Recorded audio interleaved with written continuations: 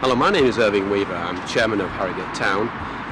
Harrogate Town plays in the conference now Skrill North, one down from Conference Premier.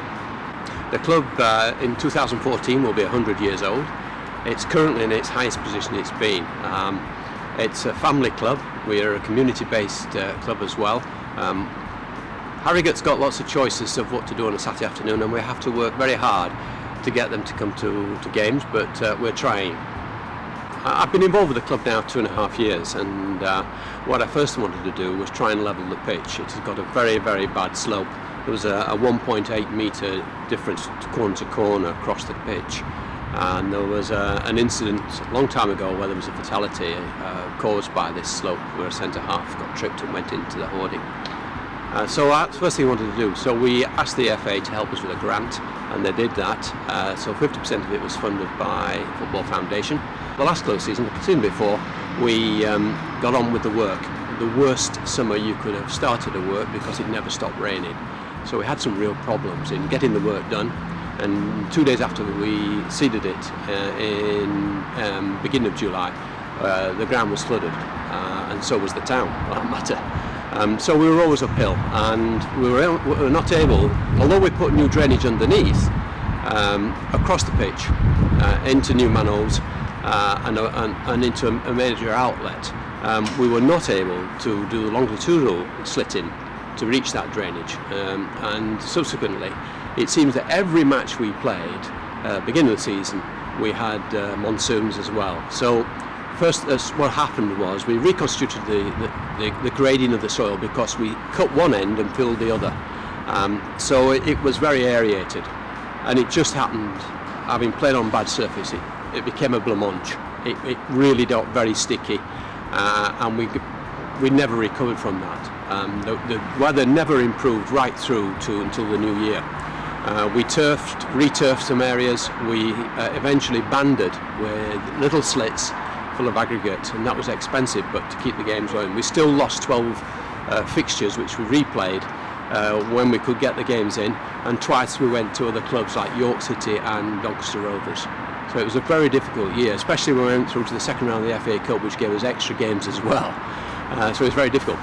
When we came to this summer, we were always going to do the longitudinal slitting at 800mm centres, and we had a great summer with the watering system we put in as well. Gave us a complete chance of getting this pitch like you can see now, and it's been playing terrifically, and all the effort and all the hardship and cost seems to be now paying off. While White Horse came on our focus along with two other reasonably local contractors, because we asked the Football Foundation of a recommended list. I had no knowledge of landscape and playing field contractors, so I took their advice, asked a few questions around other clubs, and they were fortunate, or they were competitive enough to win the tender, and that's how we got on board with White Horse. I'm actually very pleased.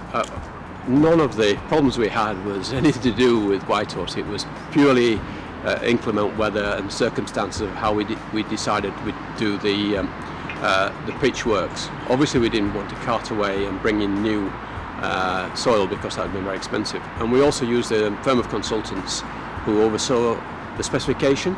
And White Horse battled with us right through all the troubles, and nothing was too much trouble. He had a team of lads who were fantastic. When I think about how they worked through returfing in real inclement weather, terrific. I've got nothing but praise about his team of lads. And Jim, we were always talking for the next problem, what shall we do and how shall we overcome it?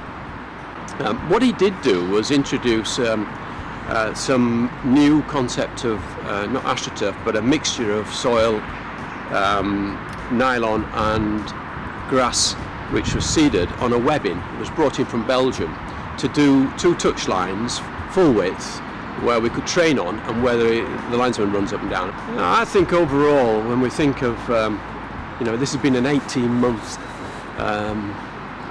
trials and tribulations. I look at the pitch now and the way it stood up and the attention to detail, and I think the enthusiasm of Jim and his team has been really gratifying. I would recommend White Horse because of their diligence. In fact, I've recommended to my own business, which is house building, where part of the planning gain on a development in South Derbyshire is to provide a pavilion and a new football pitch for the community. And I've asked Jim to have a look at that.